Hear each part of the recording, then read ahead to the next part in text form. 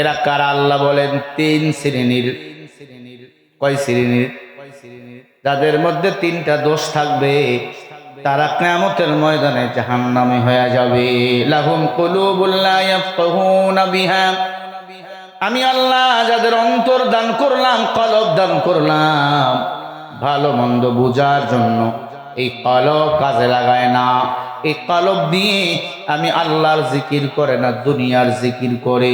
ওই কলব আমি আল্লাহর জাহান্নামে যাবে, জান্নাতে যাবে না। ওয়ালাহুম আ'য়ুনুন লা ইউবসিরুনা বিহা, আমি আল্লাহ দেখার জন্য চক্ষু দান করলাম।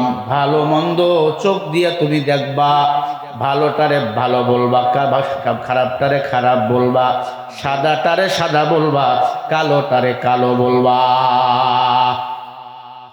তুমি যদি গোলালু হয়ে যাও, কোরআন না মেনে বাতিলের সাথে মাথা নুয়াও, বাতিলের সাথে তাগুদের সাথে নিজেকে গুটায় ফেলো, আল্লাহ বলেন ওই চোখ কিয়ামতের ময়দানে জাহান্নামে চলে যাবে।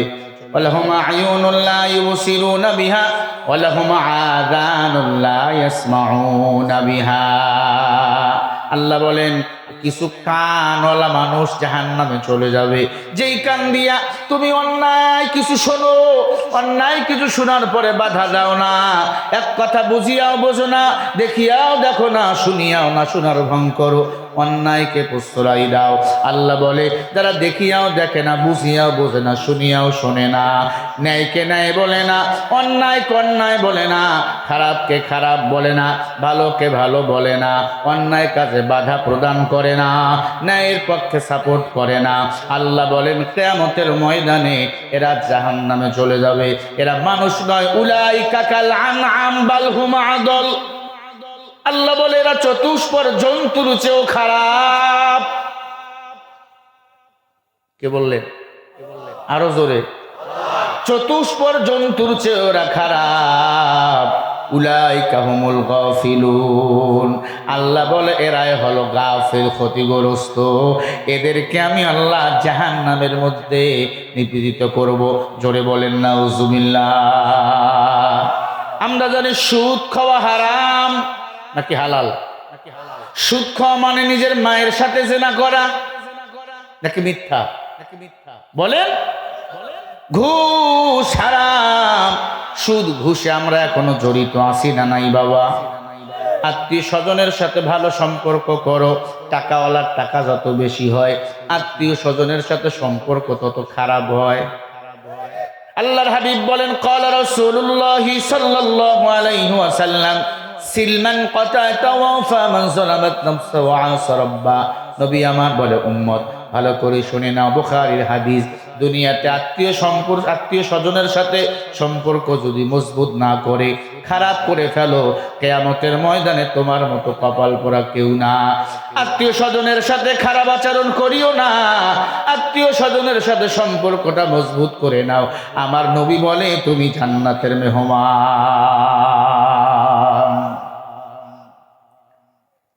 তাহলে আল্লাহর জান্নাতে আমরা যেতে চাই, সবার এক কথা একমত, সবাই জান্নাতে যেতে চাই, চান না? জান্নাতে যদি যেতে হয় একমাত্র শুধুমাত্র কেবলমাত্র বলেন গোলামি করা লাগবে কার? ইন্নাল্লাযীনা ক্বালু রাব্বুনাল্লাহু সুম্মা ইসতাকামু ফালা খাউফুন আলাইহিম ওয়ালা হুম ইয়াহসানুন।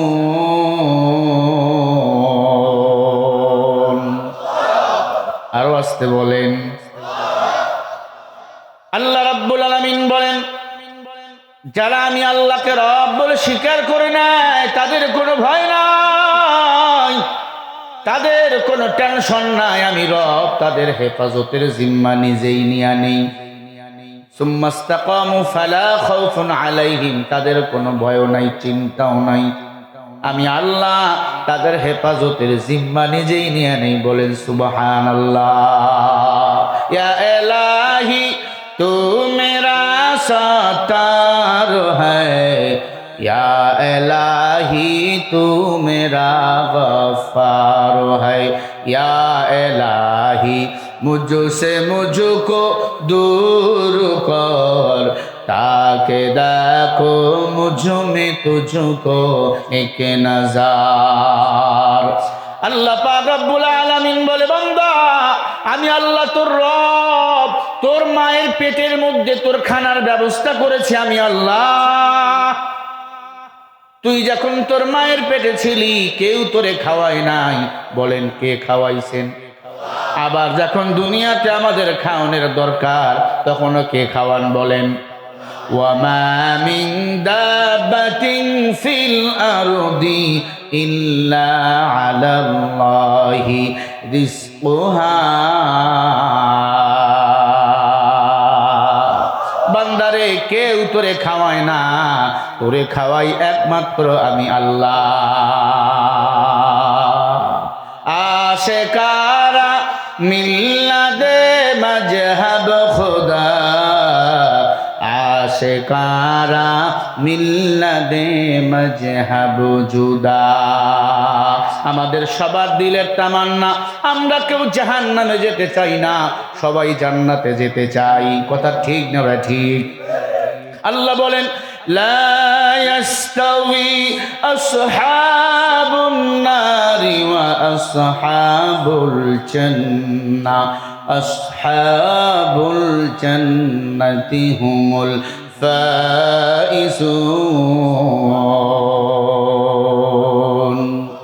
সূরা হাশরের 20 নম্বর আয়াত। আল্লাহ বলেন, জান্নাতি জাহান্নামী দোনো দলে সমান নয়, দামি হলো তারা, জান্নাতি হবে যারা।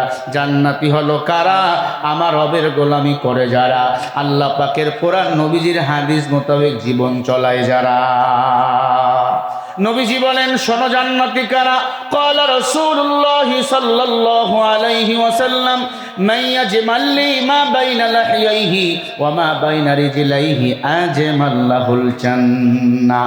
নবী আমার বলে, উম্মত দুটো জিনিস যারা হেফাজত করবে আমি নবী তাদেরকে জান্নাতে নেওয়ার জিম্মা নেব। 1 নম্বরে জবানের হেফাজত, 2 নম্বরে 2 উরুর মাঝখানের লজ্জাস্থান যারা হেফাজত করবে আমি নবী তাদেরকে সঙ্গে না নিয়া জান্নাতে যাব না।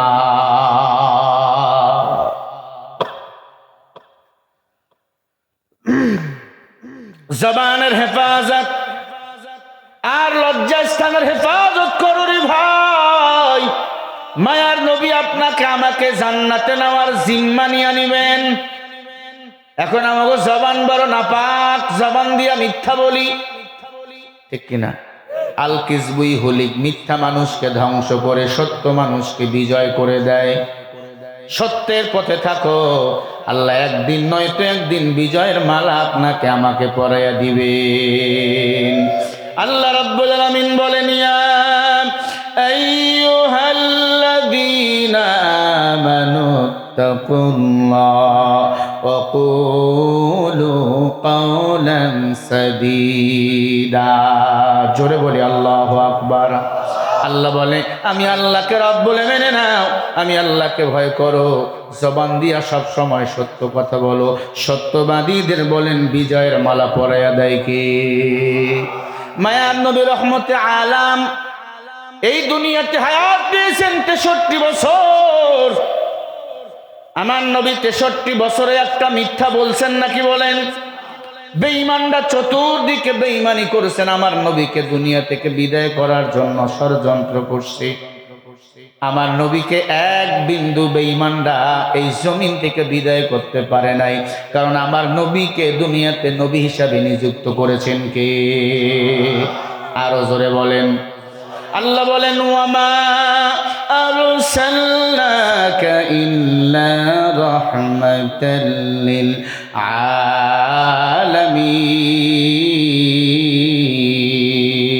আলামিন। আল্লাহ বলেন, নবী গোটা আলামিনের জন্য আমি আল্লাহ রব। আমার মায়ার নবী হলো রহমত। রহমতের নবীকে আল্লাহ দুনিয়ায় পাঠাইলেন আয়ামে জাহিলিয়াতের যুগ, যখন বাবা তার মেয়েকে জিন্দা কবর দিত। আমার নবীর উপর নাযিল হলো 30 পারা কোরআন। এ কোরআনের বাণী প্রচার করতে করতে খারাপ মানুষগুলো আলোকিত হয়ে গেল, অন্ধকার যুগের মানুষগুলো জান্নাতের পথে চলে আসলো। নবীর হাতে হাত দিয়ে কালিমা পড়ে মুসলমান হওয়া শুরু হয়ে গেল। সাহাবায়ে কেরাম আবু বকর জান্নাতের সার্টিফিকেট পাইলেন, হযরত ওমর জান্নাতের সার্টিফিকেট পাইলেন, হযরত ওসমান আলী তারা জান্নাতের সার্টিফিকেট পাইলেন। তারা তো বেধর্মীর ঘরের সন্তান। আল্লাহ তাদের ব্যাপারে আয়াত নাজিল করলেন, রাদিয়াল্লাহু তাআলা আনহুম ওয়া রাদু আন। সাহাবায়ে কেরাম, আমি আল্লাহর উপর খুশি, আমি আল্লাহ তাদের উপর খুশি। আল্লাহ খুশি হইয়া এই দুনিয়াতে জান্নাতের সার্টিফিকেট দান করলেন। বলেন সুবহানাল্লাহ। हकीकत से तू दुनिया बेखबर है, दुनिया की नुमाइश पर नजर है, नमी गुयम के अद दुनिया जुदा बस के हर खारे के बासी बा खुदाया, चिश्ते दुनिया अज खुदा গাফিল বুদনি কমাশক নকরাহ ফরজিন্দজা। আল্লাহ বলেন, আবু বকর তুমি জান্নাতি, উমর তুমি জান্নাতি, ওসমান আলী তোমরা জান্নাতি। কারণ কি? তারা দ্বীনের উপর অবিচল ছিল, এক আল্লাহর গোলাম। আল্লাহর কোরআন বুকে নিয়ে সামনে এগিয়ে গেছে। কোনো বাতিলের কাছে মাথা নত মুসলমান কখনো করে নাই। আমরা ওই জমিনে কোরআন নিয়ে এগিয়ে যাব, যত বাধা আসুক না কেন, ঝড় আসুক না কেন, এই জমিনে আজ না হোক কাল কোরআনের আইন কায়েম হয়ে যাবে। ঠিক না বেঠি? কারা কারা কোরআনের সমাজ চাও? দুটো হাত তুলে দেখাও। নারায়ে তাকবীর। নাস্তিকতানে পাজ্জাক দিন ইসলাম জিন্দাবাদ, নাস্তিকতানে পাজ্জাক দিন ইসলাম জিন্দাবাদ। কোটি প্রাণে একই আওয়াজ, খোদাদ্রোহী ছাড় পাবে না, এই বাংলায় ঠাই হবে না, মুসলমানরা জেগেছে আজ। তোলো তোলো আওয়াজ তোলো, জোর কদমে সামনে চলো, সবাই মিলে একই তালে দাও না স্লোগান, নারায়ে তাকবীর। দুই হাত উঁচু করে এমনি স্লোগান মারবেন। নবীরা সাহাবায়ে কেরাম দুই হাত উঁচু করে স্লোগান মারতেন, লিল্লাহে তাকবীর। আল কোরআনের আলো, আল হাদিসের আলো, নারায়ে তাকবীর, লিল্লাহে তাকবীর। মুসলমানের এই দেশেতে নাস্তিকদের ঠাঁই নাই, নাস্তিকদের পক্ষে যারা তাদের কোনো রক্ষা নাই। এই দেশেতে থাকতে হলে কোরআন মানতে হবে, কোরআন না মানলে তারা বিতাড়িত হবে। তোলো তোলো আওয়াজ তোলো, জোর কদমে সামনে চলো, সবাই মিলে একই তালে দাও না স্লোগান, নারায়ে তাকবীর, লিল্লাহে তাকবীর। আল কোরআনের আলো, আল হাদিসের আলো, কোরআন আছে যেখানে, আলেম ওলামা যেখানে, সুদ ঘুষ যেখানে, লিল্লাহে তাকবীর। ইসলামেরই জন্য দেশের হয়েছে জন্ম, ইসলামের বিরুদ্ধে গেলে দেশ সবে ভিন্ন। ইসলামের বিরুদ্ধে যারা নিয়েছে অবস্থান, এই বাংলায় ঠাই হয়নি, গেছে হিন্দুস্তান। তোলো তোলো আওয়াজ তোলো, জোর কদমে সামনে চলো, সবাই মিলে একই তালে দাও না স্লোগান, নারায়ে তাকবীর, নারায়ে তাকবীর। আল কোরআনের আলো, আল হাদিসের আলো, কোরআন আছে যেখানে, আলেম ওলামা যেখানে, নারায়ে তাকবীর। আজকের মাহফিল চলবেই চলবে, আজকের মাহফিল কতক্ষণ চলবে? সারা রাত? সারা রাত চলবে না। এতটুকু নিয়াত করেন, দোয়া না করে বাড়ি যাব না, বলেন আমিন। খালি এতটুকু নিয়াত করেন, আর দেখেন কেউ যেন না ওঠে। ভাইরা আমার, তাহলে আমরা জাহান্নামে যেতে চাই না জান্নাতে যেতে চাই? তাহলে 3 শ্রেণীর মানুষ আমাদের হওয়া যাবে না। বুঝিয়াও বুঝি না এমন মানুষ হয়ে গেলে জাহান্নামী। আমাদের বুঝ আর অন্তরে আল্লাহ দান করেছেন। আফা হাসিবতুম আন্নামা খলাকনাকুম আবাসা ওয়া আন্নাকুম ইলাইনা লা তুরজাউন। আল্লাহ মানুষকে অনর্থক বানায় নাই, আল্লাহ মানুষকে আকুল জ্ঞান দান করেছেন। কেন বোঝো না? কোরআন মানো, কোরআন অনুযায়ী জীবন যাপন করো। সাহাবায়ে কেরামদের মতো আল্লাহ তাআলা তোমাকে আমাকেও জান্নাতে মেহমান বানাইতে পারে। আল্লাহ বলেন ফাআসাবাহুমুল্লাহু বিমা ক্বালু জান্নাতিন তাজরি মিন তাহতিহাল আনহারু খালিদিনা ফিহা ওয়া যালিকা জাযাউল মুহসিনিন। আরো জোরে বলেন। সূরা মাইদা 7 নম্বর পারা 1 নম্বর পৃষ্ঠা 5 নম্বর লাইনের 85 নম্বর আয়াত। আল্লাহ বলে, বান্দারে আমি আল্লাহ তোমাদের সম্মানিত করেছি। বিমা ক্বালু বহুবচন, জান্নাতিন তাজরি, আমি আল্লাহর সম্মান নিয়ে যারা ফিরে আসবা আমি আল্লাহ তাদেরকেই জান্নাতি বানিয়ে দেব। ওয়া যালিকা জাযাউল মুহসিনিন, শর্ত হলো জান্নাতি হবে তারা, মুহসিন হবে যারা। মুহসিন কারা? আল্লাহ বলেন উলাইকা মা'আন নাবিয়্যিন ওয়াস-সিদ্দিকিন ওয়াশ-শুহাদা'i ওয়াস-সালিহিন ওয়া হাসুনা উলাইকা রাফীকা।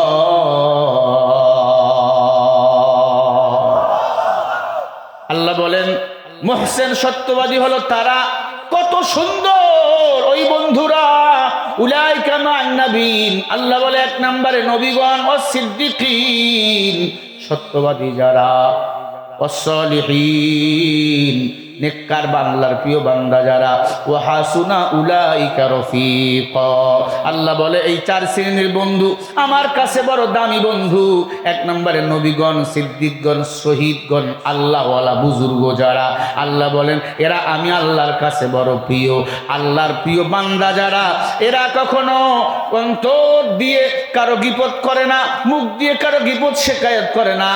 মনে রাখবেন, গীপত শেকায়ত যারা করে আমার আল্লাহ তাদের দিক কিয়ামতের ময়দানে ফিরিয়েও তাকাবেন না। 1 শ্রেণীর মানুষের মুখে কোনো গোস্ত থাকবে না।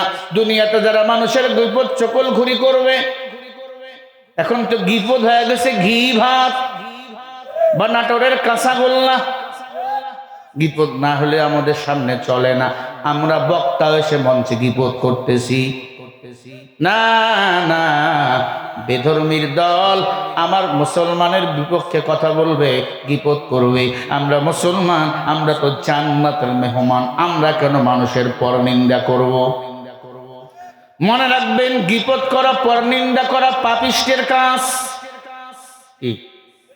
আপনার আব্বাই মুসলমান, বাবাই মুসলমান, মায় মুসলমান, 14 গোষ্ঠী মুসলমান, আপনি কেন মানুষের গীপত সমালোচনা করবেন না?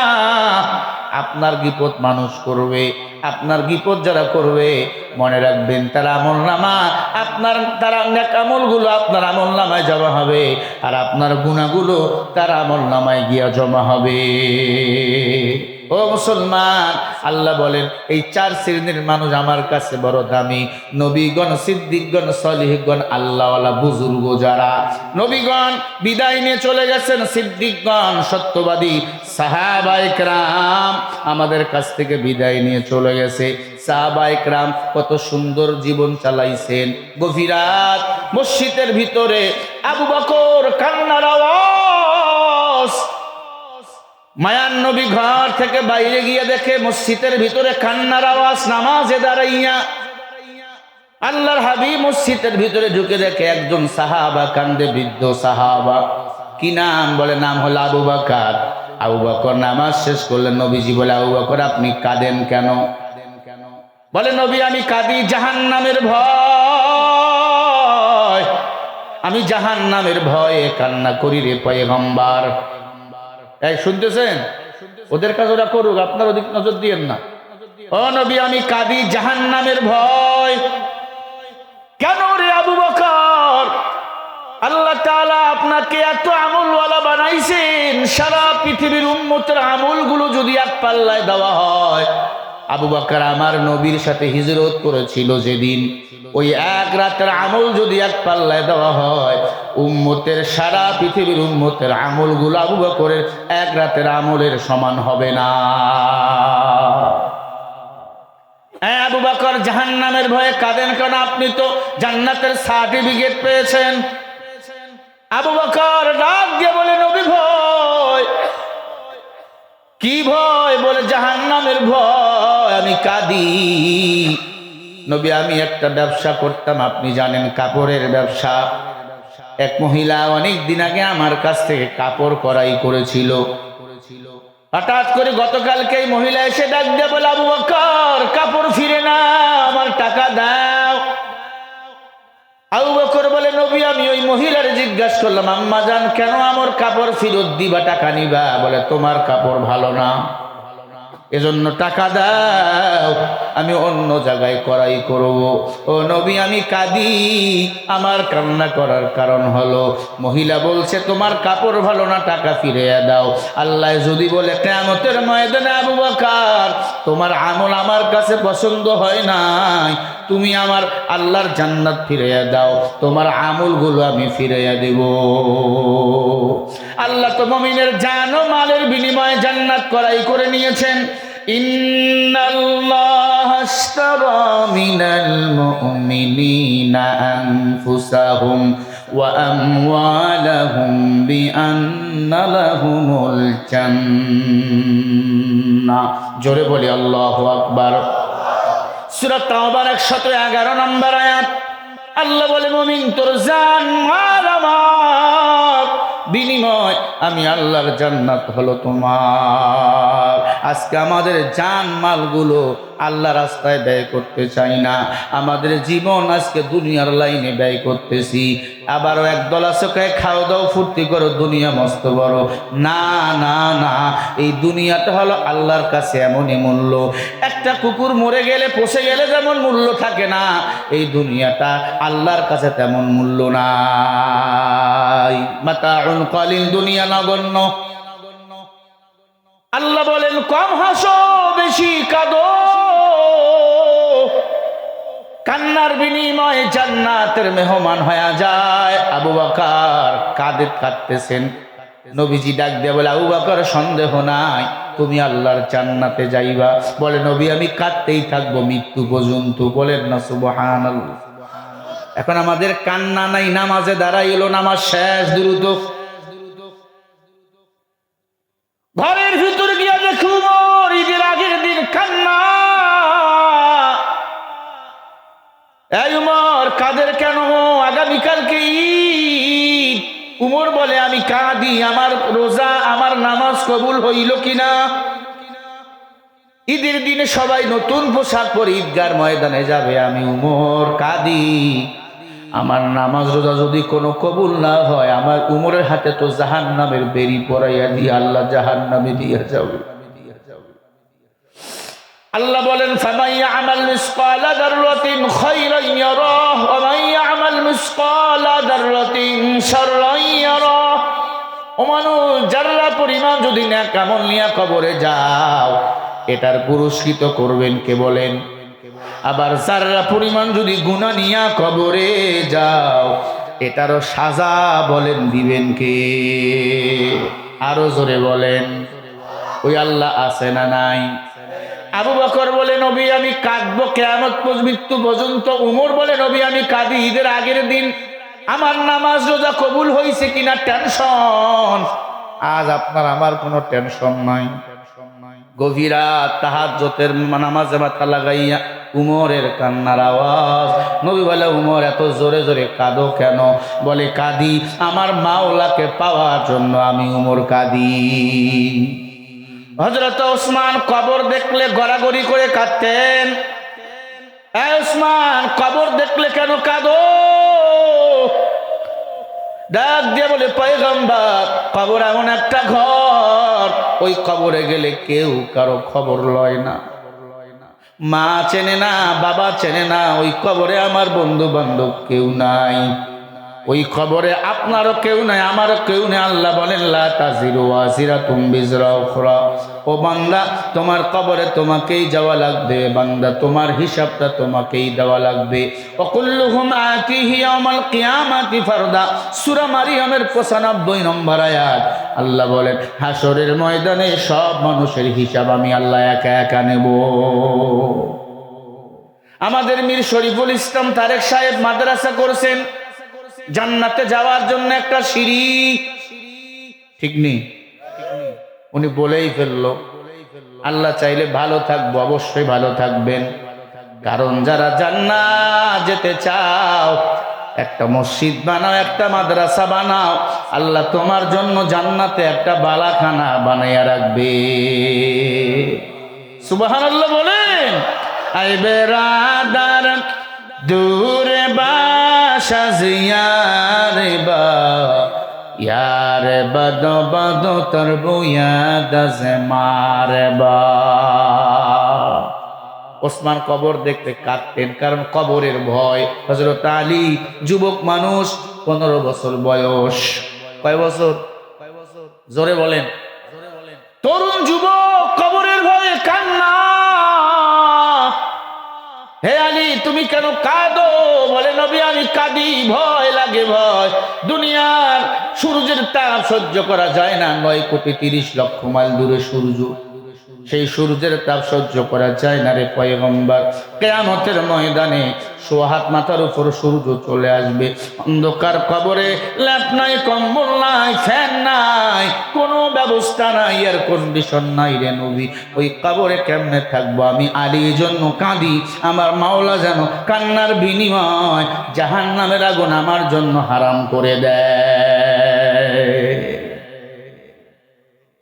আজ কান্না বলতে কোনো শব্দ আমাদের মাঝে নাই, মন চাইয়া আমরা এখন হাহা করে হাসি, বক্তাও হাসে, শ্রোতাও হাসে, ঠিক কিনা? আছে না? হাসাতে পারলে কয় স্মার্ট বক্তা, আবার বক্তার নাম ডিজিটাল বক্তা। হ্যাঁ, তোর গোষ্ঠী কিলাই ডিজিটালের ডিজিটাল দেশ আমরা চাই না, ডিজিটাল চাই না।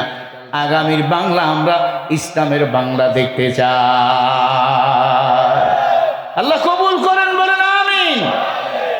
সাহাবায়ে কেরামদের কান্নার বিনিময় আল্লাহ জান্নাতের টিকিট দিছেন, ঠিক কিনা?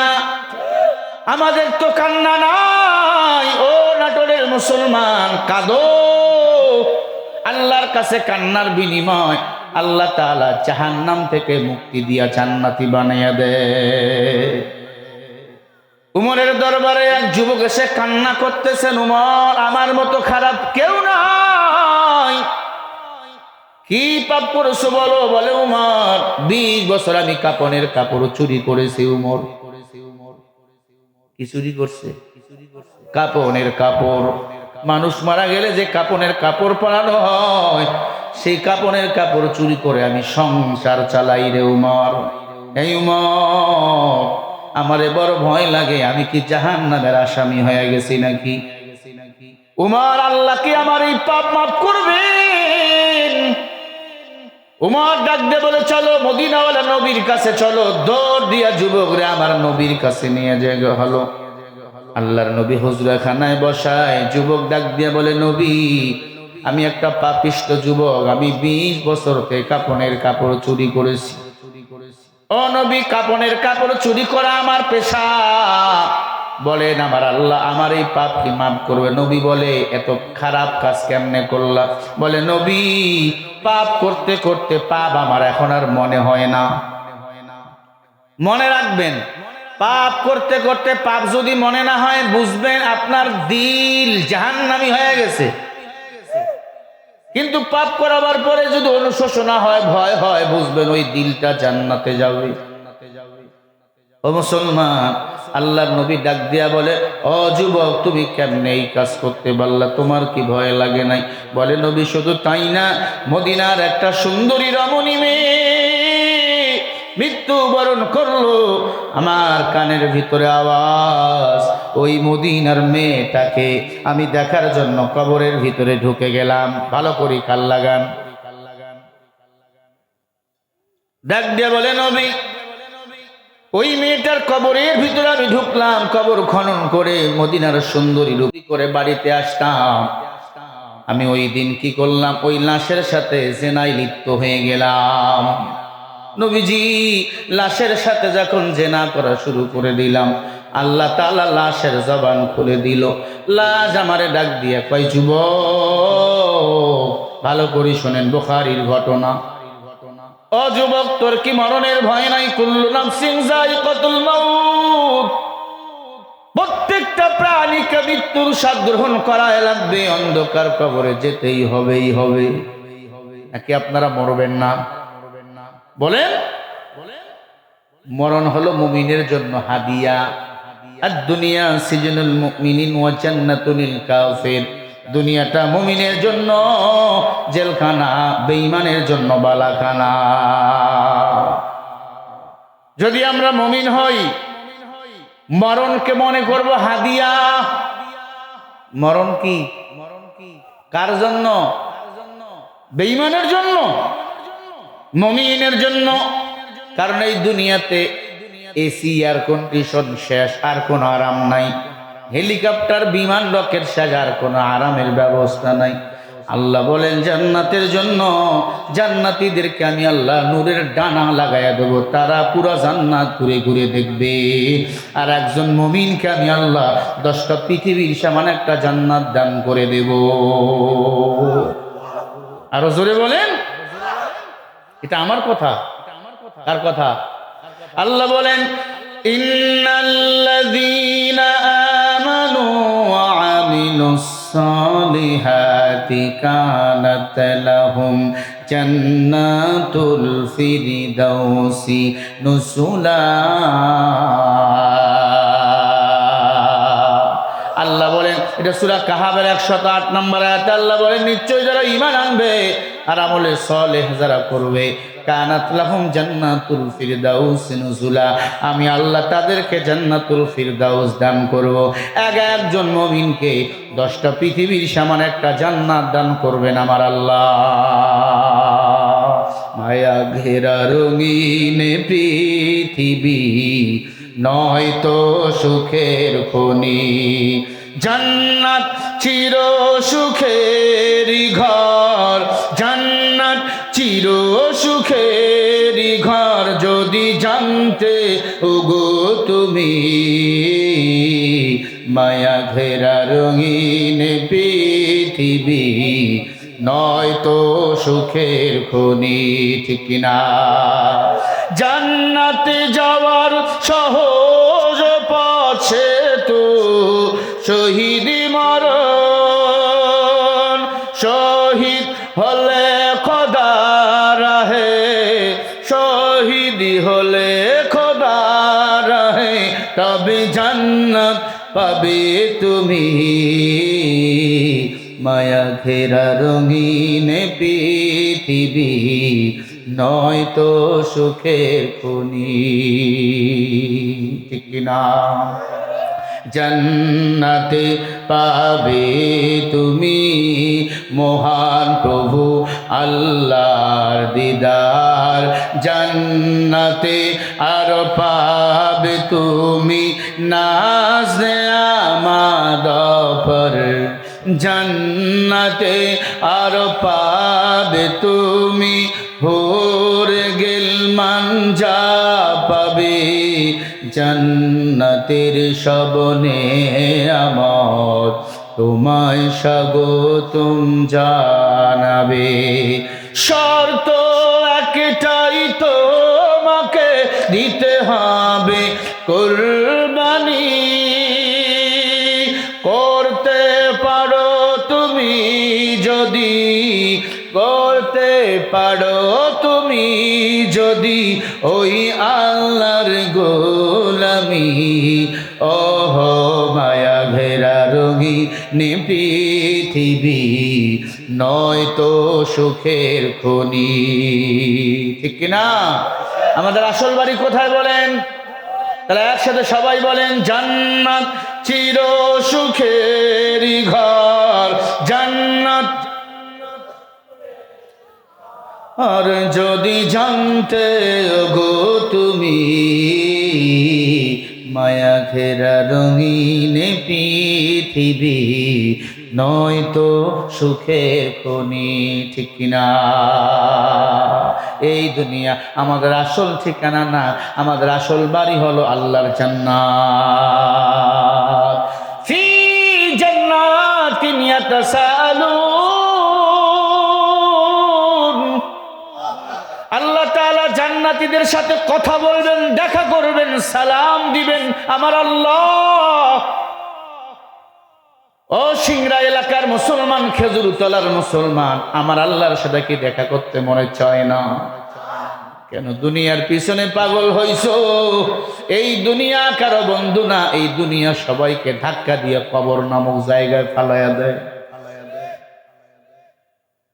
আপনারা ছাড়া আপনার পরিবার চলে না, কে বলছে? আপনার চেয়ে বড় টাকাওয়ালা মারা গেছে, টাকা রেখে তার পরিবার দিব্যি চলছে। আপনারে ছাড়া চলে না, না না, আপনাকে ছাড়া সব চলবে, শুধু আপনি থাকবেন না। মদিনার যুবক ডাক দিয়া বলে, নবী আমি লাশের সাথে জিনা করতেছি। মনে আছে? ও নবী, সুন্দরী রমণী লাশের সাথে কবরের ভিতরে জিনা, আমি কত খারাপ। ওই লাশ আমারে ডাক দিয়া বলে, যুবক রে, তোর কি মরণের ভয় নাই? তুই আমি লাশের সাথে জিনা করো, লজ্জাও লাগে না? এই যুবক, আমার মতো অন্ধকার কবরে তোমাকে একদিন আসতে হবে। চকলেটের মতো প্যাকেট বানাইয়া প্রত্যেকটা পুরুষকে 3 টুকরা কাপড়ের মধ্যে পেঁচাইয়া কবরের ভিতর দাপন করা হবে। একটু চক্ষু বন্ধ করবেন, বাড়ি গিয়া বালিশের সাথে মাথা লাগাইয়া চিন্তা করবেন, বলবেন শরীফুল ইসলাম যে কথাগুলো বলে গেল, ওই কবরে আল্লাহর কসম একটা মানুষ জিন্দা অবস্থায় থাকতে পারবে না, পারবে না। তবে যখন দাপন করে 40 কদম বা 60 কদম সবাই চলে আসবে, আপনাকে আল্লাহ তাআলা আবার কবরের ভিতর জিন্দা করবে। আপনার আমাকে হিসাব দিতে হবে, দুনিয়ার জিন্দেগিতে কার গোলামি করেছো, কার ইবাদত করেছো। এই মানুষ, এজন্য মাটির বুকে মাটির মানুষ মাটির মতো নরম হয়ে চলো। আল্লাহ বলে, মিনহা খলাকনাকুম ওয়া ফিহা নুঈদুকুম ওয়া মিনহা নুখরিজুকুম তারাতান উখরা। এই মাটির মানুষ, মাটির মতো চলো। আমি আল্লাহ তোদের মাটি দিয়ে বানাইছি, আবার মাটির মধ্যে তোমাদের দাপন করা হবে, আবার এই কবরের ভিতরে তোমাদেরকে আবার জিন্দা করা হবে। মাটির মানুষ মাটির মতো চলো, বাহাদুরি করিও না। এই জমিনও কিন্তু হুকুম মানে আমার আল্লাহ। কত বেঈমানকে এই মাটি গ্রাস করেছে, ঠিক না? কত বেঈমানকে এই মাটি শাস্তি দিয়েছে। দাম্ভিকতা নিয়ে চলিও না, অহংকারী করিও না। অহংকারী হলো আমার আল্লাহর কুদরতি গায়ের চাদর। অহংকার করবেন আমার আল্লাহ। আল্লাহু লা ইলাহা ইল্লা হুয়াল হাইয়ুল কাইয়্যুম। আল্লাহ হাইয়ুল, আল্লাহ খাওয়ানেওয়ালা, আল্লাহ কাইয়্যুম, আল্লাহ আমাকে পালনেওয়ালা। আমার আল্লাহ আমারে খাওয়ায়, আল্লাহ আমারে পালন করছে, আল্লাহ আমারে চালায়, কেউ আমাদের চালায় না। ও মাটির মানুষ, কেন বাহাদুরি করো? কথাগুলো কান লাগাইয়া শোনো। ডাক দিয়া বলে, যুবক রে, মরা লাশের সাথে তুই জিনা করতেছিস, আল্লাহর আদালতে কোন মুখ নিয়ে দাঁড়াবি? যুবক বলে, নবী আমার বড় ভয়, লাশের সাথে জিনা করে ফেলেছি নবী। আমি একটা দৌড় দিয়ে ওই কবর থেকে বাইরে চলে আসলাম, বাসায় চলে গেলাম, গোসল করে নামাজে দাঁড়াইলাম নবী। এখনো জান্নাতে যাওয়ার আশা আছে, কিন্তু আমার বড় ভয় লাগে। আমি কাপনের কাপড় চুরি করলাম। ও নবী, আমি লাশের সাথে জিনা করলাম। বলেন এই পাপ আল্লাহ আমার মাফ করবে? নবী ফোফাইয়া ফোফাইয়া কান্না করা শুরু করে দিল। ডাক দিয়া খায়, রে বেঈমান দূর হ, একটা মানুষ কেমনে এত বড় গুনাহ করতে পারে? আমি মুহাম্মাদের দরবার সার। যুবক একটা দৌড় মারলেন, উমর পিছন দিক দিয়ে তরবারি নিয়ে তারা করছে, ডাক দিয়া কয় দূর হ, নবীর দরবার সার। যুবক ভয়ে বাসায় চলে গেল না, যদি উমর আমারে পায় মেরে ফেলবে। পাহাড়িয়া জঙ্গল, কান্না শুরু করছে যুবক আল্লাহর ভয়ে। আল্লাহ, ওই লাশের সাথে গুনাহ করলাম, আল্লাহ জাহান্নাম ছাড়া তো বাঁচার কোনো উপায় নাই। ও এলাকার মা বোনেরা, বৃদ্ধ বাবাজি, যুবক ভাই, ভালো করে শুনে নাও। যুবক কান্না শুরু করছে, আল্লাহ উমরের দরবার থেকে আমারে তাড়াইয়া দিল, মুহাম্মদ রাসূলুল্লাহর দরবার থেকে আমারে তাড়াইয়া দিল। মাওলা, ওই কবরে যদি গুনাহ নিয়ে যায়, আমার মতো জাহান্নামী ছাড়া কোনো উপায় নাই, আমি জাহান্নামের মেহমান হয়ে যাব মাওলা। যুবক কান্না করতেছেন। কান্না তো করাবারে কথা, যারা পরিমাণ গুনাহ নিয়ে কবরে গেলে ওই কবরকে জাহান্নামের আগুনের টুকরা বানাবেন কে? যারা পরিমাণ নেক আমল নিয়ে যদি কবরে যাও, ওই কবরকে জান্নাতের বাগান বানাবেন কে? ঢাকা মুন্সিগঞ্জ কাকপট্টি নামে একটা এলাকা আছে, এখানে তো অনেক বড় বড় ব্যক্তিরা বসে, তারা চেনে। বিশাল এক টাকাওয়ালার মরণ হয়ে গেল। ঢাকা মুন্সিগঞ্জ কাকপট্টি নামে একটা এলাকা, ভিআইপি এলাকা, কেন্দ্রীয় কবরস্থান।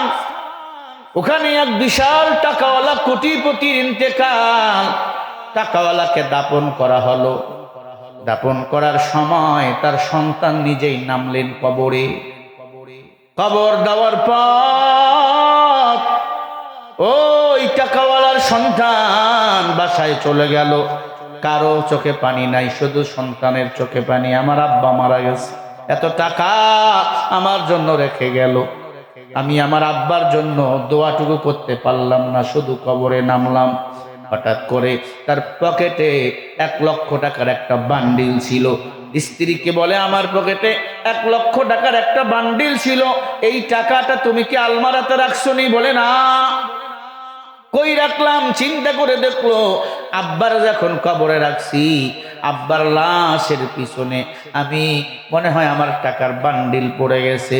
আমার ভাইরা ইমাম সাহেবকে বলে কবরকে আবার খনন করা হলো। কিছুক্ষণ পর 5 মিনিটের মধ্যে ওই কবর খুঁড়ে দেখে টাকার বান্ডিল ভিতরে, কিন্তু তাকায়া দেখে বাবার পায়ের দিকে ভয়ঙ্কর একটা সাপ বাবার পায়ের দিকে গ্রাস করে খাইতেছে। পুরা সাপ বাবার লাশটারে পেটের ভিতর নিবে। একটু বামে দেখে কবরের মধ্যে আগুন দাউ দাউ দাউ দাউ করে আগুন জ্বলতেছে। কিসের টাকা তুলবে? ওই কবর থেকে যখন আগুন বাহির হয়ে গেছে, সবাই মিলে চিল্লাইতেছে, বাঁচাও। এই কবর থেকে কেন আগুন বাহির হয়?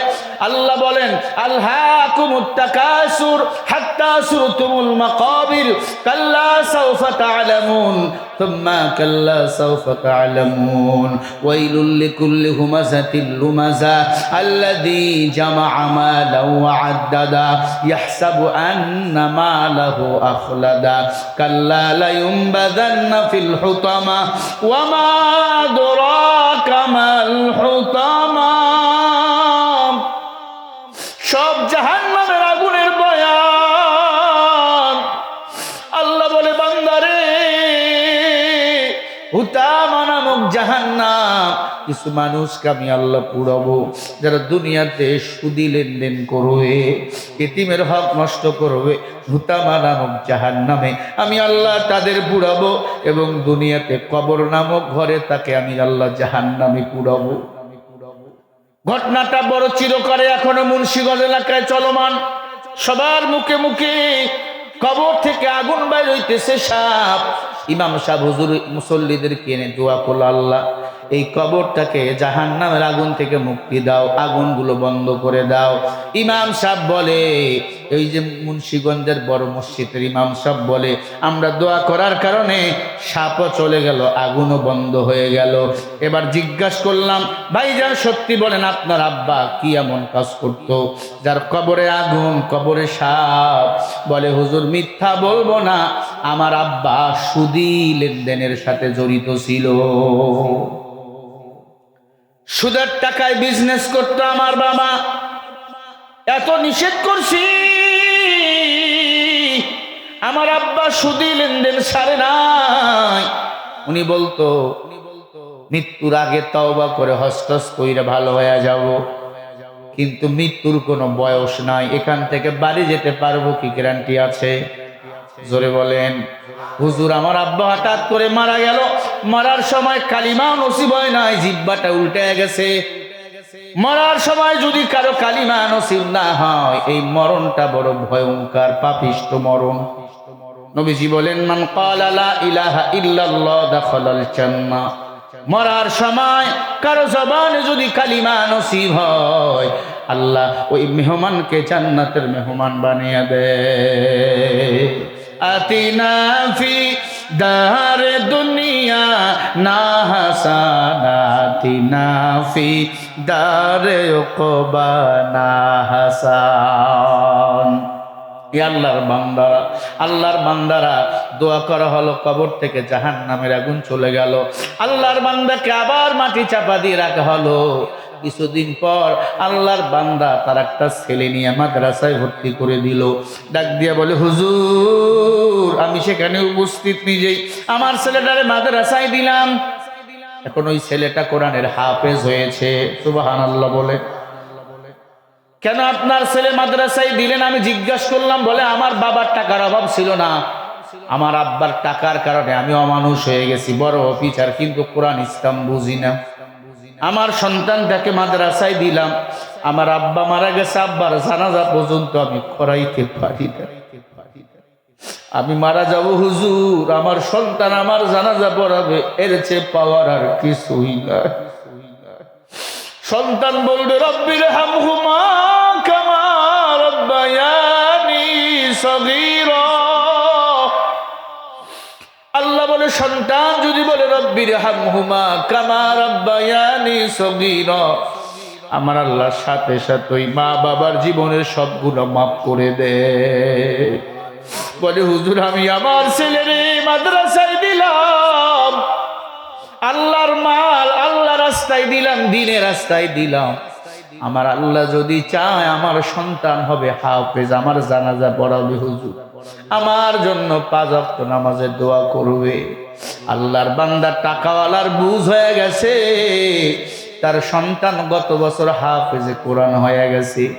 ঢাকার এক মসজিদে খতম তারাবি পড়াইল, এমন সুন্দর কণ্ঠ, চলাফেরা রিকশাওয়ালার ছেলের মতো। ছেলেটা এত বুজুর্গ আল্লাহওয়ালা, ছেলের দিক তাকাইয়া বাবা আল্লাহ হয়ে গেছে। বলে হুজুর আমার কোনো সুদি লেনদেন নাই, ব্যাংকে কোনো টাকা আমি রাখি নাই, এখন মাদ্রাসা মসজিদের খেজমত করি, দাওয়াতে তাবলীগের কাজ করে করে চলি, কারণ দুনিয়া আমার আপন নয়, আপন বাড়ি হলো আমার আল্লাহর জান্নাত। ওই জান্নাতে যেতে হলে একটা সন্তানকে আলেম বানাতে হবে, একটা সন্তানকে মাদ্রাসায় দেওয়া লাগবে। ও খেজুরতলার মানুষ, আমিও একটা মায়ের সন্তান, মনে করছো আমি কোটিপতির সন্তান? মিথ্যা কথা। আমার বাবা মানুষের বাড়ি কাজ করে করে আমার হাফেজ বানাইছে, আলেম বানাইছে। আমার মা দোয়া করছে আল্লাহ আমার সন্তান দাও, সন্তান হাফেজ বানাবো, আলেম বানাবো। আমার মা আমার এখনো বলে ও সন্তান গুনাহ করবি না, কিয়ামতের ময়দানে আল্লাহ যদি বলে কি নিয়ে আইছো, তোর মতো সন্তানটাকে মাওলার দরবারে হাজির করে দেব, আর বলবো আল্লাহ একটা সন্তান রে হাফেজ বানাইয়া নিয়ে আইছি। ও এলাকার মা বোনেরা, মনে কি চায় না মা গো তোমার সন্তান রে হাফেজ বানাইবা? এই যে কয়েকটা ছেলের মাথায় পাগড়ি দিলাম, এই মা বাবার কপাল কত ধন্য। একজন হাফেজ সাহেব 10 জন জাহান্নামীকে সুপারিশ করে জান্নাতে নিয়ে যাবে। একজন হাফেজ কোরআনের মা বাবার মাথায় আল্লাহ পাক কিয়ামতের ময়দানে নূরের টুপি পরাইয়া দিবে। নূরের টুপির দাম কত জানো? সারা দুনিয়া যদি 8000 বার বিক্রি করা হয়, একটা হাফেজের মা বাবার নূরের টুপির সমান মূল্য হবে না। আই বেরাদার হিফজ কোরআন গোশেদা, যায় শাদি মিশকে দুনিয়া হোশেদা। খারাপ লাগে আপনাদের? নারায়ে তাকবীর। নির্বাচনের হাওয়া আপনাদের গায়ে লাগছে আমি জানি, নির্বাচন নিয়ে ব্যস্ত আপনারা, ঠিক না?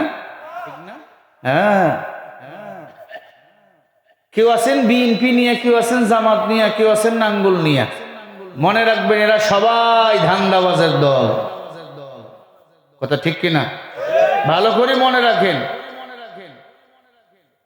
কালকে চাপাইতে তারেক রহমান সাহেব বক্তব্য দিতেছিলেন, এক যুবক তার নাল কার্ড দেখাইছে। নাল কার্ড ভালো করে বুঝেন, আমি খারাপ বলতেছি না। তবে নাল কার্ড দেখাইলে কেন?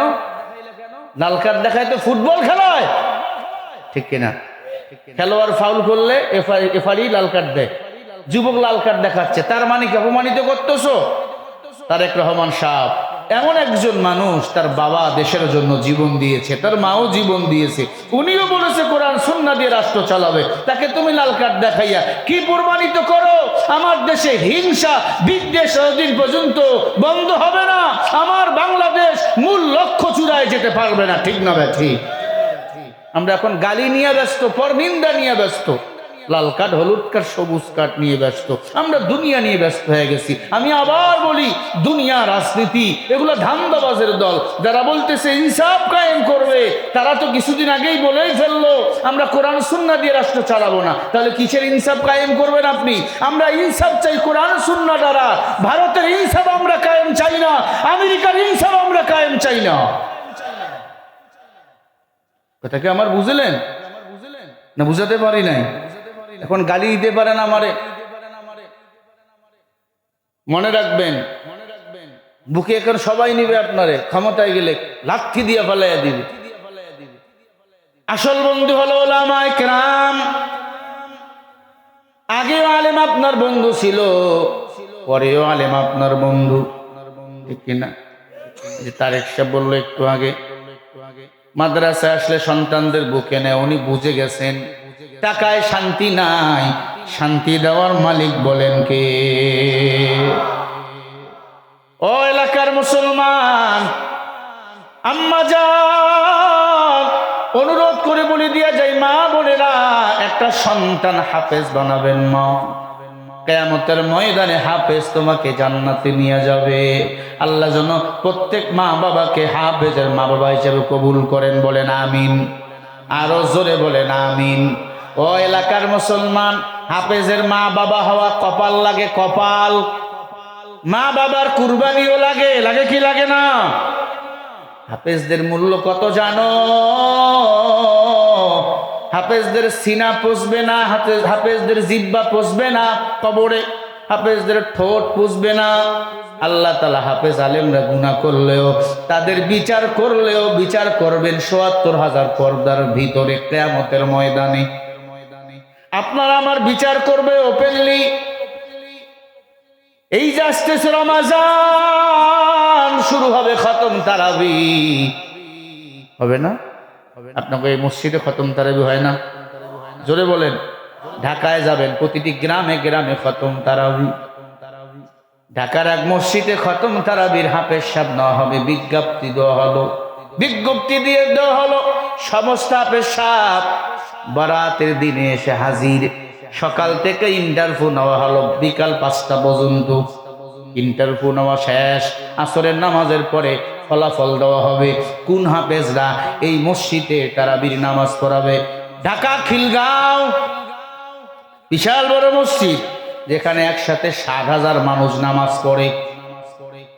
কয় হাজার? আরো জোরে বলেন। ৭,০০০ মুসল্লি নামাজ আদায় করে একসাথে। সেই মসজিদে খতম তারাবির হাফেজ সাহেব নেওয়া হবে আসরের নামাজের জন্য। সবাই উজু বানাইতেছি আমরা, সেখানে আমিও উপস্থিত। হাফেজ সাহেবদের ইন্টারভিউ নেওয়া শেষ, আসরের পরে ফলাফল দেওয়া হবে কে তারাবি পড়াবে। হঠাৎ করে দুইটা ছোট ৯ থেকে ১০ বছরের বাচ্চা এসে হাজির। ইমাম সাহেবের ঘরে চলে গেছে। ইমাম সাহেব, আমরা দুইটা ভাই নারায়ণগঞ্জ থেকে আইছি, আমরা ইন্টারভিউ দেওয়ার জন্য তারাবির নামাজ আমরা পড়াবো। ছোট্ট মানুষ ডাক দিয়া বলে, হুজুর আমাদেরকে একটু সুযোগ দেন। কয় বাবা, ইন্টারভিউ তো নেওয়া শেষ হয়ে গেছে, সময় নাই। ইমাম সাহেব হুজুর সভাপতির কাছে চলে গেল, সেক্রেটারির কাছে চলে গেল। দুইটা বাচ্চা নারায়ণগঞ্জ থেকে আসছে।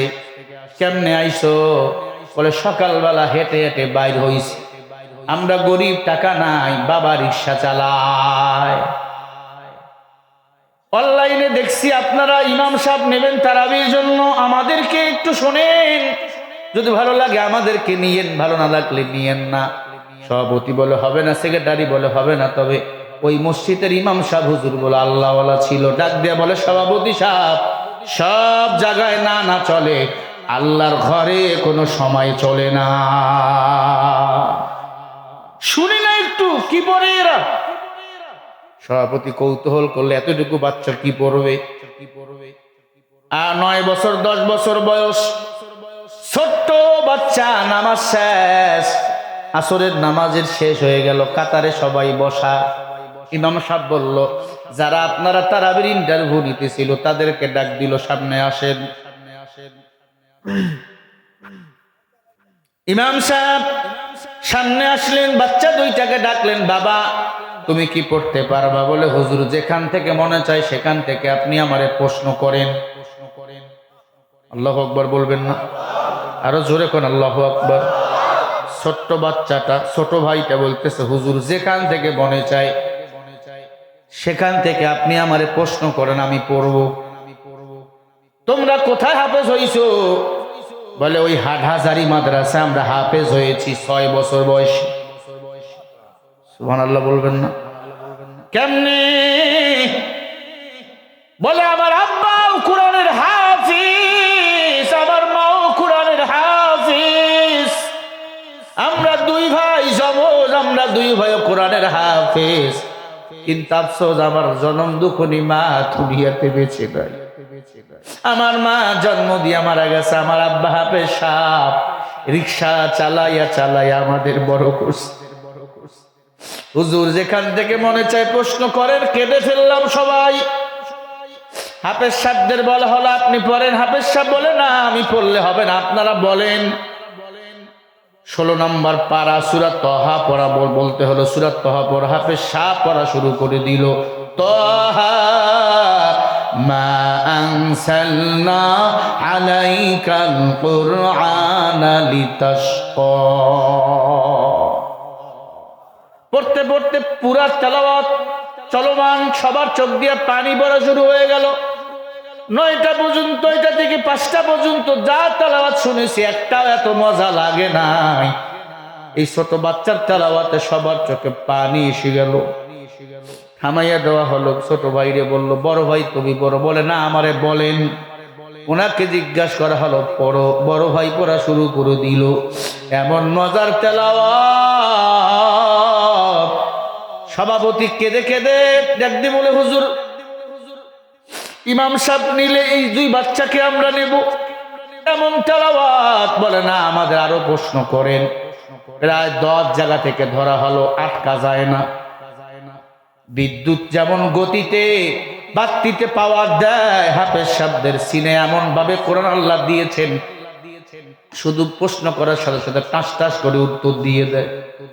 এমন তেলাওয়াত। ওই ঢাকা খিলগাঁও মসজিদে 2 জন হাফেজ সাহেবরে নেওয়া হলো। খতম তারাবি তারা পড়াবে, মানুষের ঢল। তেলাওয়াত এত মজা, চোখের পানি ধরে রাখা যায় না। যারা মক্কায় তারাবি পড়ছেন, তারাবিতে মানুষ তারাবি পড়তে পড়তে কান্না করে জমিনে পড়ে যায়। ইমামও কাঁদে, মুসল্লিরা কাঁদে। কেন কাঁদো? কারণ তারা আরবের মানুষ, কোরআনের অর্থ বুঝে। আমরা যদি বুঝতাম সারা রাত চলে যেত, এই ময়দান থেকে কেউ উঠে যাইতাম না। তারাবি শুরু হয়ে গেল। ঢাকা শহরে অধিকাংশ মসজিদে 3 খতম করে দেওয়া হয়। অধিকাংশ মসজিদে 3 খতম, এক রমজানে 3 খতম পড়ানো হয়। এমপি মন্ত্রী সবাই হাজির। 2-1 দিন যখন চলে গেল, এলাকায় ঢোল পড়ে গেল, হাফেজ সাহেবদের তেলাওয়াত মজা, রাস্তায় মানুষের ভিড়। ইফতারির পরে পরে মসজিদ ভরে যায়। আল্লাহু আকবার বলেন। রিকশাওয়ালার সন্তান তারাবির নামাজ পড়ায়, এমপি সাহেব কাঁদে, বুকে নিয়ে বলে তোর মা বাবা বড় ধন্য, তোর মা ধন্য, তোর বাবায় ধন্য। আমার ছেলে যদি একটা এমন হতো। আমার মনে আছে 17ই রমজান যেদিন তাদের কিছু হাদিয়া দেওয়া হলো, 3 লক্ষ করে টাকা। দুই বাইরে 3 লাখ করে 6 লাখ টাকা হাদিয়া দেওয়া হলো। বলে আমরা আরো হাদিয়া দেব 27 রমজানের দিন। কে নিবে টাকা? বলে আমাদের আব্বা আইছে। আল্লাহর বান্দা রিকশাওয়ালা, গরিব, জামাটাও ভালো না, ময়লা জামা, হাফেজ সাপ। আব্বারে নিয়ে আসলো। ছোট ভাই যাইয়া হাত ধরে, আমার আব্বু এটা, চোখের পানি ছেড়ে কান্দেন। পিসাব মন্ত্রী সব বলে, ভাই রে তুমি রিক্সা চালাও, কিন্তু বাবা বেবাসয়া। এই আব্বাজান যে কথা আমি ছেড়ে দিয়েছিলাম মাঝখানে, জেনাকার লাশের সাথে জেনা করে বাসায় যায় নাই, জঙ্গলায় গিয়া কান্দে। আল্লাহ পাক আমার নবীর কাছে আয়াত নাজিল করলেন। একবার আওয়াজ করে বলেন আল্লাহু আকবার। আল্লাহ পাক বলেন, ইল্লা মান তাবা ওয়া আমানা ওয়া আমিলা আমালান সালিহা ফাউলাইকা ইউবাদদিলুল্লাহু সাইয়্যাতিহিম হাসানা ওয়া কানাল্লাহু গফুরুর রহিমা। ভালো করি শোনা, আয়াতটা যদি আমল করতে পারেন আপনি জান্নাতি, কোনো সন্দেহ নাই। আল্লাহ বলে, নবী যারা তাওবা করাবার পরে ঈমান আনে আর বেশি বেশি নাগামল করে, ফাউলাইকা ইবাদদিলুল্লাহু সাইয়্যাতিহিম হাসানা, আমি আল্লাহর দিকে চিরতরে ফিরে আসে। ওয়া কানাল্লাহু গফুরুর রহিমা, আমি আল্লাহ তখন তার বামের গুনাহগুলো মাফ করে দিয়া ডানে নেক বানাইয়া তাকে জান্নাতি বানাইয়া দে। আরো বলেন না সুবহানাল্লাহ। কি বুঝলেন? আল্লাহ বলে, নবী ওই জেনাকারকে আপনি কেন তাড়াইয়া দিলেন? ওয়াসারিউ, যারা গুনাহ করার পরে আমি আল্লাহর দিকে মাপ পাওয়ার জন্য দৌড়াই, আমি আল্লাহ তার গুনাহগুলোকে উল্টাইয়া নেক বানাইয়া দেই। আরো জোরে কেমনে? আল্লাহ বলে, ইল্লা মান তাবা, যারা গুনাহ করার পরে তাওবা করে। আপনি যে গুনাহ করছেন ওই গুনার উপর খাঁটি তাওবা করছেন, মাওলা ও মাওলা এই গুনাহ আর জীবন থাকতে করব না। আল্লাহ বলে, ওয়া আমানা ওয়া আমিলা আমালান সলিহা, তুমি ঈমান এনেছো আবার নেক আমল করা শুরু করে দিয়েছো। আল্লাহ বলে, ফাউলাইকা ইবাদদিলুল্লাহু সাইয়্যাতিহিম হাসানা ওয়া কানাল্লাহু গফুরুর রহিমা। আল্লাহ পাক রব্বুল আলামিন বলে, বান্দারে ওই গুনার উপর তাওবা করার কারণে তোর গুনাহগুলোকে উল্টাইয়া নেক বানাইয়া দিলাম। আরো জোরে বলেন সুবহানাল্লাহ। আল্লাহর নবীকে আল্লাহ ডাক দিয়ে বলে, নবী ওই যুবকরে গিয়া সুসংবাদ দেন, সে যেন আর না কাঁদে, আমি তার তাওবা কবুল করেছি। আল্লাহর নবী দৌড়ায়, যুবক কই? যুবকের কাছে গিয়া হাজির। যুবক মাথা লাগাইয়া কান্দে, যায় নামাজে। এ যুবক আমারে চেননি? বলে, নবী চিনি আপনারে। লজ্জা লাগে, মাথা দেখায়, মুখ দেখাইতে। নবীজি আমার এই মুখ কেমনে দেখবো? আমি না জাহান্নামী? আল্লাহ নবী বলে, না, আল্লাহ তোর জন্য আয়াত নাজিল করছে আমি নবীর কাছে। আল্লাহু আকবার। এ যুবক, তুমি লাশের সাথে জেনা করছো, আল্লাহ তাআলা তোমার লাশের সাথে জেনার গুনাহ মাফ করিয়া তোমাকে জান্নাতি বানাইছে। কি আমল করছো? বলে, নবী 1 নম্বরে ইস্তেগফার, 2 নম্বরে তাওবা। নবী গভীর রাতে উঠে কাঁদে আল্লাহর কাছে। গভীর রাতের কান্না আল্লাহর কাছে বড় কবুল, অতিও গভীর হয়। রজনী যখন প্রভুর করুণা তুমি চাইবে, তখন প্রভুর করুণা যদি পাহিবার চাও, গভীর রাতে উঠে প্রভুর গুণগান গাও। গভীর রাতে উঠে মাওলার কাছে চাবেন। আল্লাহ রাব্বুল আলামিন বলে, নবী যুবককে বলে দেন আমি তাকে জাহান্নাম থেকে মাফ করে জান্নাতি বানাইয়া দিছি।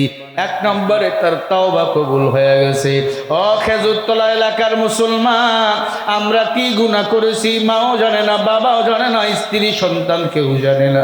একজন জানে, তিনি বলেন কে? আলিমুল গায়বি ওয়াশ শাহাদাতি হুয়ার রহমানুর রহিম। গায়বের মালিক আমার আল্লাহ। আমরা আমরা যে গুনাহ করেছি গুনার উপর খাঁটি তাওবা করব বাবা, কারণ আল্লাহ পাক তাওবাকে বড় পছন্দ করেন। ইয়্যাকা না'বুদু ওয়া ইয়্যাকা নাস্তাঈন, ইবাদত করব আমরা, আল্লাহর সাহায্য চাবো আল্লাহর কাছে। কার কাছে চাবো? মানুষের কাছে চাইলে মানুষ বেজার হয়, আল্লাহর কাছে চাইলে আল্লাহ খুশি হয়, না চাইলে আল্লাহ বেজার হয়। মানুষের কাছে চাইলে মানুষ বেজার, আল্লাহর কাছে না চাইলে আল্লাহ বেজার। তাহলে বলেন চাবো কার কাছে? সবাই বলেন আল্লাহ কবুল করেন, বলেন আমিন। 5 ওয়াক্ত নামাজ ছাড়বো না, মা বাবারে কষ্ট দেব না, দাড়ি কাটবো না। কারা কারা আজি আছেন দুটো হাত তুলে দেখায়া দাও। নারে তাকবীর। এখন আমার কথা হলো, এই যে ফেব্রুয়ারির 3 তারিখে শবে বারাত, ঠিক না? কয় তারিখ? মা বোনেরা প্রশ্ন করছে আমারে, হুজুর একটু বলবেন শবে বরাতের জন্য কয়টা রোজা রাখবো? লাইলাম নিসফু মিনাশ শাবান, শাবান মাসের মধ্য রজনী, দিবাগত রাত আল্লাহর হাবিব ইবাদত করছেন, রোজাও রাখছেন। তবে শাবান মাসের ওসিলায় না, আল্লাহর হাবিব প্রতি সপ্তাহে রোজা রাখতেন। খেয়াল করেন, আল্লাহর হাবিব শাবান মাসে রোজা রাখতেন। এটা প্র্যাকটিস হিসাবে খেলোয়াড়রা খেলা যে স্টেডিয়ামে খেলতে যাওয়ার আগে প্র্যাকটিস করে কি করে না? জোরে বলেন। নবীজি বেশি বেশি এই দোয়া পড়তেন, আল্লাহুম্মা বারিক লানা ফি রজব ওয়া শাবান ওয়া বাল্লিগনা রমাদান। আল্লাহ রজব শাবানে বরকত দাও, রমজান পর্যন্ত পৌঁছে দাও। হুজুর কয়টা রোজা রাখবো? আল্লাহ নবীজি 2টাও রাখতেন, 8টাও রাখতেন, 10টাও রাখতেন। তবে এগুলা রাখতেন পুরস্কৃতি হিসাবে। যদি আপনি না রাখেন অসুবিধা নাই। কথা কি বুঝাতে পারলাম? ইন্না আনজালনাহু ফি লাইলাতিন মুবারাকা। আবার কিছু কিছু বর্ণনায় পাওয়া যায় যারা লাইলাতুল বারাত রাত্রি জাগরণ করে, পরের দিনে রোজা রাখে, আগের দিনে রোজা রাখে। আরবে যত মহিষ, যত মেষ চালাইতো, ওই আরবের মানুষেরা ওই মেষের শরীরে যতগুলো লোম থাকতো, আল্লাহ ততগুলো নেক ভান্ডার আমলনামায় দান করে দিত। আরো জোরে বলেন। তাহলে এটা থেকেও বোঝা যায় বারাত রাত্রিতে আমরা জাগরণ করব, ইবাদত করব। একা একাও করতে পারবেন, ঘরেও করতে পারবেন, মসজিদেও করতে পারবেন, কোরআন তেলাওয়াতের মাধ্যমে, নফল ইবাদতের মাধ্যমে। আপনি 14 তারিখও একটা রোজা রাখতে পারবেন, 15 তারিখও একটা রোজা রাখতে পারবেন।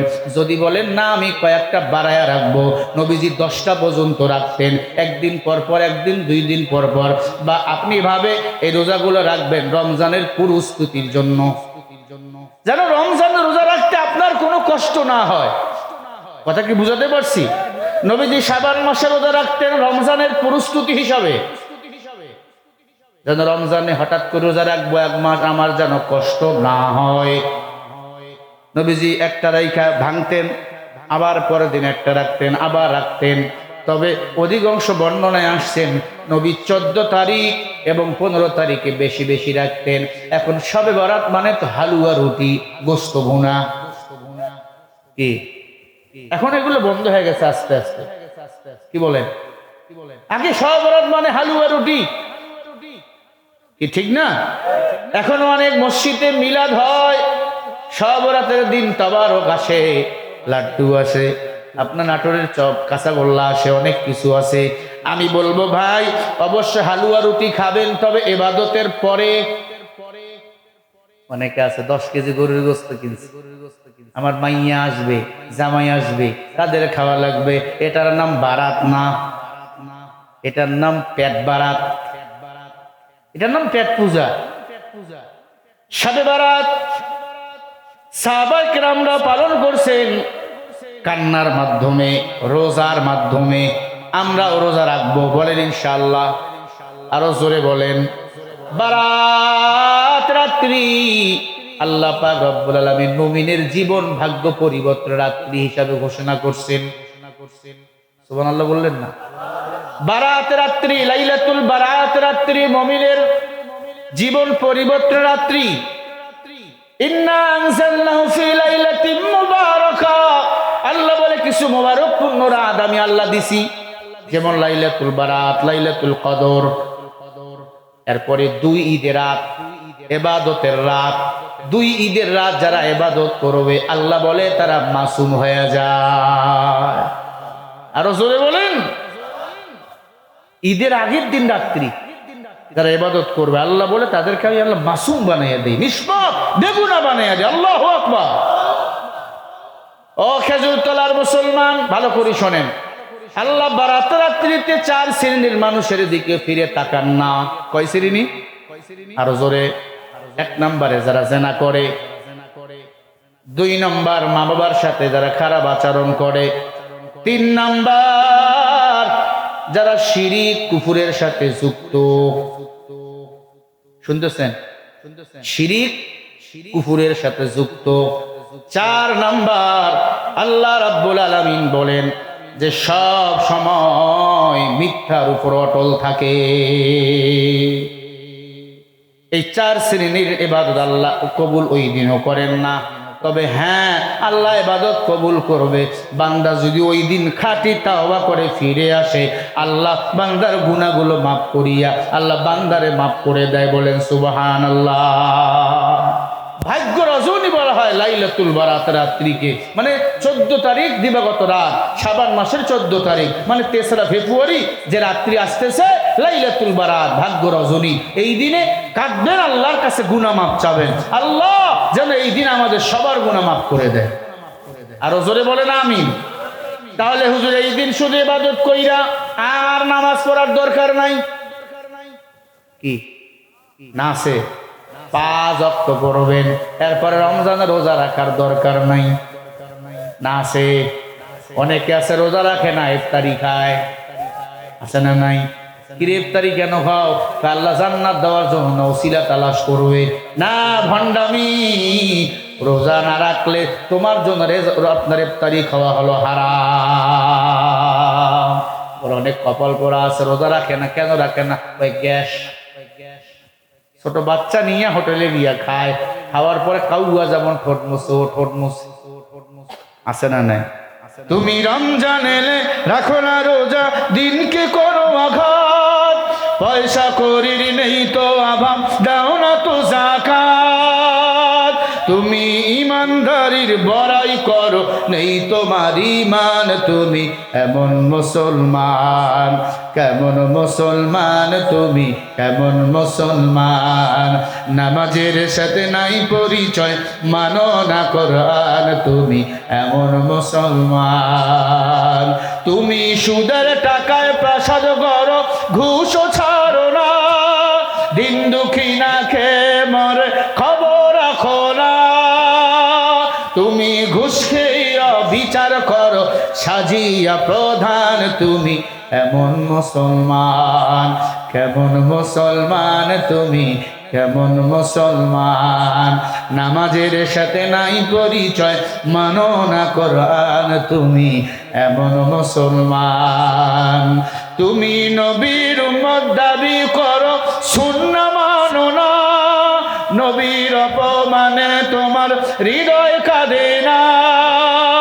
তুমি বিজাতীয় সংস্কৃতিতে ছুপেছ পরাণ, তুমি এমন মুসলমান, কেমন মুসলমান তুমি, কেমন মুসলমান। নামাজের সাথে নাই পরিচয়, মানো না কোরআন, তুমি এমন মুসলমান। আছে না নাই? রোজা রাখা লাগবে, তারাবিও পড়া লাগবে। একদল আছে তারাবি পড়ে না, রোজা রাখে। হ্যাঁ, তারাবির সব আলাদা, রোজার সব আলাদা, ইফতারির সব আলাদা, সাহারির সব হলো আলাদা আলাদা। তবে কোট যখন গায়ে দেন, একটা হাতা তো শুধু ঢুকান না, 2টাই ঢুকান। কি পায়জামা পরছেন, 2টা পায়জামার হাতা তো 2টাই পায়ে ঢুকাইছেন, একটা তো ঢুকান নাই। তারাবি পড়বেন, রোজা রাখবেন না, রোজা রাখবেন, তারাবি পড়বেন না। এটা ভণ্ডামি ছাড়া আর কিছু হতে পারে না, ঠিক কিনা? রমজান মাসে 2 রাকাত নফল নামাজ যারা আদায় করে, আল্লাহ অন্য মাসের ফরজ নামাজের সমান সওয়াব আমল নামা দান করে দেয়। অন্য মাসে আপনার খরচ করলে হিসাব দেওয়া লাগবে, রমজানের কোনো খরচ আল্লাহর কাছে হিসাব দেওয়া লাগবে না। তারাবি পড়বেন, খতম তারাবি পড়বেন, বলেন ইনশাআল্লাহ। তবে খতম তারাবির মধ্যেও ভেজাল আছে না নাই? যদি ইমাম সাহেব একটু সময় বেশি নেয় বলে এই হুজুর দুর্বল। যেই মসজিদে যত বেশি স্পিড, আমাদের হুজুর 5GB স্পিড তারাবি পড়ায়। 5G হুজুর আছে না নাই? হ্যাঁ, হুজুরের নাম দিয়েছে 5G। হ্যাঁ, আল্লাহু আকবার। কি হলো এটা? এমন স্পিড পড়তেছে, মাত মাখরাস কোথায় কয়ালির টান, টানের কোনো হিসাবে নাই। উনি শুধু দ্রুত পড়াইলে পারে। দেখবেন যেই মসজিদে যত বেশি স্পিড, ওই মসজিদে মুসাল্লির তত বেশি ভিড়। আবার কয় আমার হুজুর স্মার্ট হুজুর, এত স্পিডে নামাজ পড়ায় 40 মিনিটে খতম পড়াইছে। কয় 40 মিনিটে নামাজ শেষ করছে হুজুর, এই হুজুর ভালো না। যেই হুজুর যত বেশি টেনে টেনে ধীর স্থির ভাবে তারাবির নামাজ পড়বে, আল্লাহর কাছে তার নামাজ তত বেশি কবুল হবে। তারাবি মানে ধীর স্থিরতা, বা তারাবি মানে তাড়াতাড়ি, আছে না নাই? তারাবি মানে ধীর স্থির ভাবে আস্তে আস্তে আস্তে আস্তে আদায় করা লাগবে। মসজিদের দেখবেন হুজুরের জিপি অভাব নাই, কয়টা 5G হুজুর নাম দিয়ে ছেলেরা, কয়টা 4G নেটওয়ার্ক একটু স্লো, কয়টা 3G, ওইটা 2GB, এটা 1G, এটা সাধারণ নেটওয়ার্ক। আমার যুবকরা দেখবেন তারাবিতে, আবার কিছু যুবক আছে তারাবি হুজুর নিয়াত বাজছে, ও মোবাইল চালাচ্ছে, যখন হুজুর শেষ আয়াত করতেছে তখন মোবাইল দেখে দিই আল্লাহু আকবার। কতক্ষণ ঠিক না বেঠিক? না, তারাবি মানে তাড়াতাড়ি না, তারাবি মানে কি? ধীর স্থিরতা, ধীর স্থির ভাবে আস্তে আস্তে আস্তে আস্তে তারাবির নামাজ আদায় করবো ইনশাআল্লাহ। আমার ভাইরা অনেক কথা বলে ফেললাম, চাইছিলাম 12টায় শেষ করতে, রাত অনেক হয়ে গেছে, 12:40 হয়ে গেছে। আমার কথায় কেউ কি রাগ করছেন? আল্লাহ আমাদের সবাইকে কবুল করেন। আর একটি ঘোষণা আমাদের, হ্যাঁ ইনশাআল্লাহ, আল্লামা সাইদি রহমাতুল্লাহি আলাই আমাদের মাঝখান থেকে বিদায় নিয়ে চলে গেছে। হ্যাঁ হ্যাঁ হ্যাঁ ইনশাআল্লাহ, তার জীবনী নিয়ে একটা বই লেখা হয়েছে। হ্যাঁ, এই জামানার